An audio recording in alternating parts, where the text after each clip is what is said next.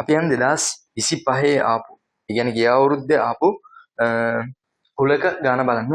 එතකොට 2025 කුලක ගානත් ඇවිල්ලා තියෙන්නේ 12 වෙනියට.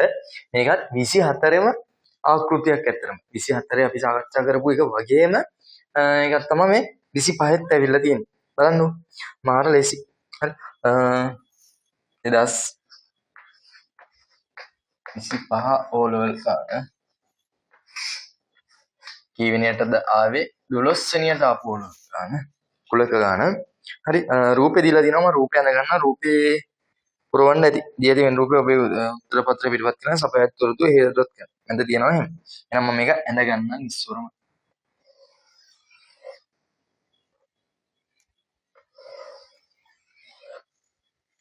රවුන්ඩ් එකක් තියෙනවා. ඊට පස්සේ රවුන්ඩ් එකම කැපෙන්න මෙහෙම රවුමක් යනවා.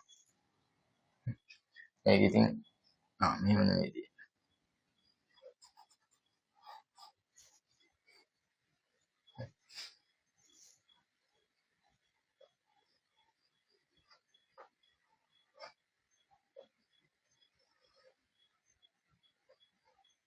තියෙන්නේ.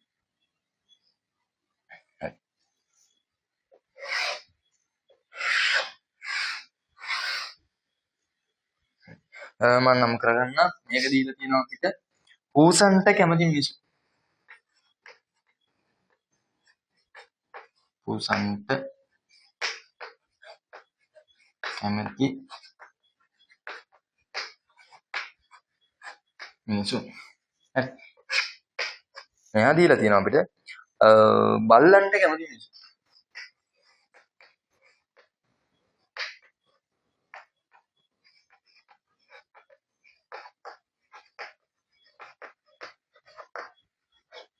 මෙයා දීලා තියෙනවා අපිට හාවුන්ට කැමති මිනිස්සු.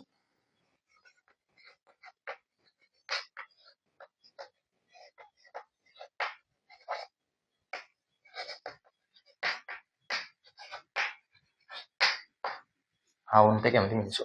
හරි. අපි ගාන කියවනේ මිනිසුන් 120 දෙනෙක්. එතනදී අපිට රච් වෙනවා මේ කතා කරන්නේ මිනිස්සු කී දෙනෙක් ගැනද? 120 දෙනෙක් ගැන. හාවුන් බල්ලන් සහ පූසන් යන සුරතල් සතුන් අතුරින් ඔවුන් කැමති සුරතල් සතුන් පිළිබඳව රැස් කරගත් තොරතුරු නිරූපණය කිරීම සඳහා අඳින ලද අසම්පූර්ණ වෙන් සටහනක් පහත් දැක්කේ. හරි. ඔන්න තියෙනවා වෙන් රූප සටහන. ඔව්. අපිට කියනවා තොරතුරු ටිකක් දීලා මේ තොරතුරු ඇතුළත් කරගන්න.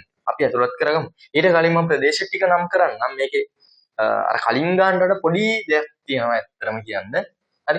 මම ප්‍රදේශ ටික නම් කරන්නම්. මේක පූසන්ට හෝ බල්ලන්ට හෝ හාවුන්ට අකමැති මිනිසුන්, කැමති නැති මිනිසුන්නේ. ඒ කාටවත් කැමති නැති මිනිසු.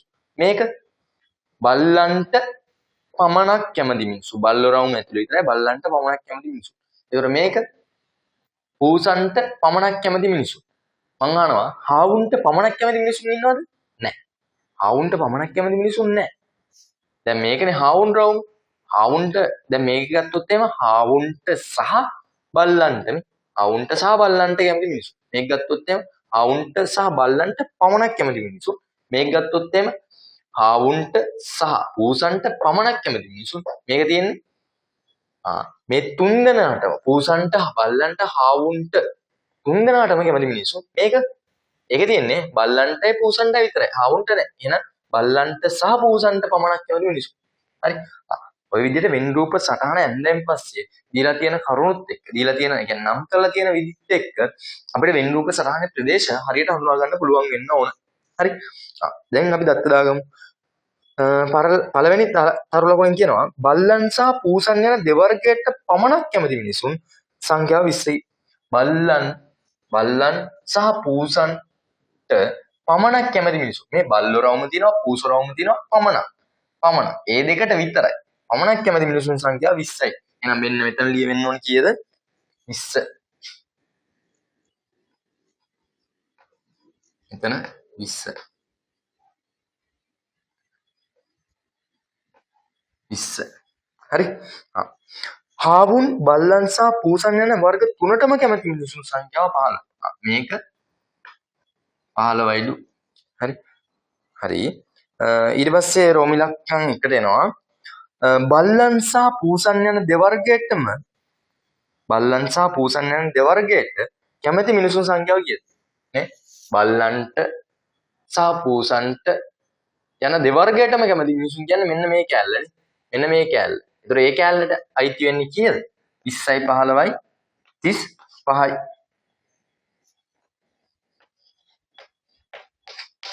35යි. රෝම ඉලක්කම් දෙකේ අහන්නේ මොකද්ද?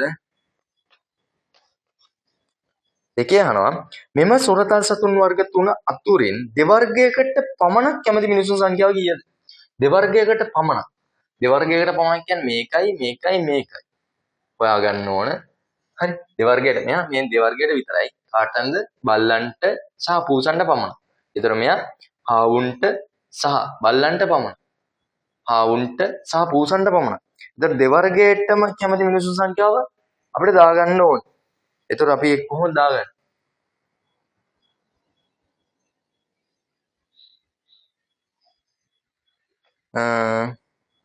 මිනිසුන් සංඛ්‍යාව කීයද? කීයද කියලා හරි අපිට ප්‍රශ්නයක් තියෙනවානේ කොහොමද දාගන්නේ? දාගන්න විදියක් නැහැ. හැබැයි යටින් දීලා තියෙනවා දත්ත ටිකක් ආයේ. හාවුන්ට කැමති මිනිසුන් සංඛ්‍යාව 42. එහෙනම් මෙන්න මේක 42යි කියලා දී. මෙන්න මේ රවුම 42යි නම් මේක 15යි නම් මේ දෙන්නගේ එකතුව. ඉතින් දැන් අපිට ගන්න ඕන රෝම ඉලක්කම් දෙකේ අහන්නේ බල්ලන් සහ පූසන් රෝම ඉලක්කම් දෙක අහන්නේ මෙම සොරතල් සතුන් වර්ග තුන අතරින් දෙවර්ගයකට පමණක් කැමති මිනිසුන් සංඛ්‍යාව. දෙවර්ගයකට පමණක් කැමති මිනිසුන් සංඛ්‍යාව. ඔව් ඒකනේ අහන්නේ. දෙවර්ගයකට පමණක් කියද්දි මේකෙන්න ඕනේ මේකෙන්න ඕනේ මේකෙන්න. එතකොට අපිට උඩින් තියෙනවා හාවුන්ට කැමති මිනිස්සු සංඛ්‍යාව 42යි. හාවුන් සහ බල්ලන් යන දෙවර්ගයට පමණක් කැමති මිනිස්සු සංඛ්‍යාව 20යි. හාවුන් සහ බල්ලන් යන දෙවර්ගයට පමණක්.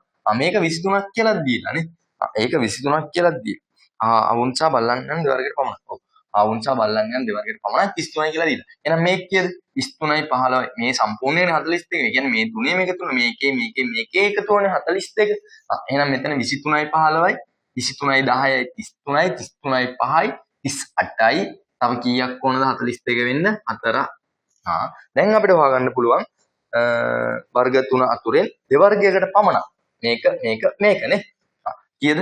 23යි 4යි 23යි 20යි හැම නැත්තම් 23යි 20යි 43යි 4යි 47යි. 47යි. රෝම ඉලක්කම් දෙකට උත්තරෙත් හරි. රෝම ඉලක්කම් තුනෙන්